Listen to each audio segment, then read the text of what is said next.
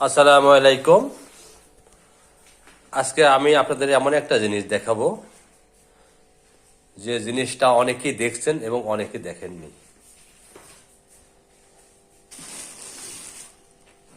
এটা হলো চাউল। আসলে কি চাউল এটা? এটা হলো ব্ল্যাক রাইস, অর্থাৎ কালো চাউল। এই কালো চাউল স্বাস্থ্যের জন্য অনেক উপকার।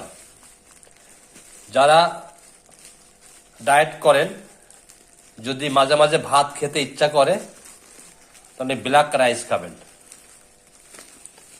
এই ব্ল্যাক রাইস খেলে এই ব্ল্যাক রাইসে কার্বোহাইড্রেটের পরিমাণ কম। আমি আজকে এই 5 কেজি চাউল হাতে পেলাম।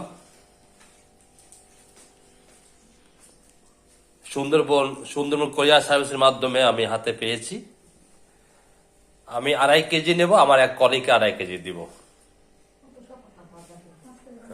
অতএব যারা এই ব্ল্যাক রাইস খেতে চান,